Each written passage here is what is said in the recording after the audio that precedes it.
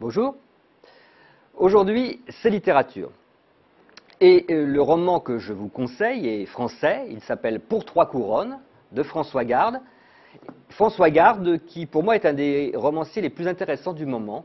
Il a une écriture assez étonnante. Il écrit un peu des romans monde.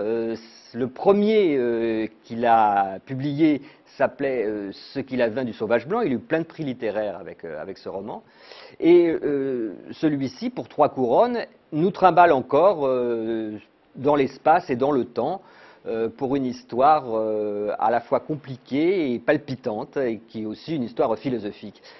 Au départ, donc, ça commence comme un roman de détective. Un jeune homme d'origine libanaise, Philippe Zafar, qui vit à New York, a trouvé comme métier d'archiver en fait les papiers des défunts. Donc les familles s'adressent à lui pour qu'il classe tous ces papiers. Et justement, en classant les papiers d'un ponte du commerce maritime, il découvre une étrange lettre où cet homme qui, dans sa jeunesse, était marin, semble confesser qu'à une escale, il a couché avec une femme munie d'une voilette pour lui faire un enfant, et qu'en l'échange de ce service, il aurait reçu donc 3 couronnes d'or.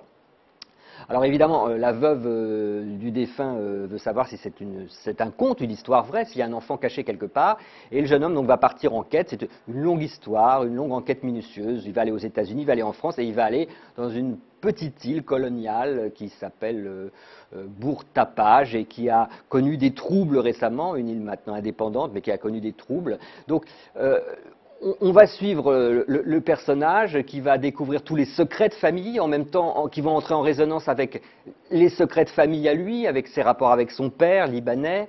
Et en même temps aussi, on va avoir droit à une espèce de réflexion sur le colonialisme et les périodes post-coloniales, justement.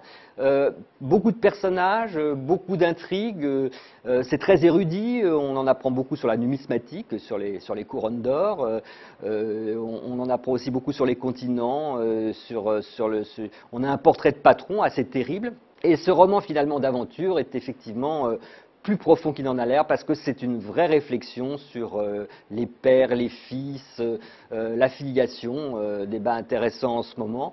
Donc vraiment, je vous conseille ce livre qui nous emmène dans plein d'endroits différents et dans plein de directions différentes. On en a vraiment pour ces 3 couronnes à la fin du roman.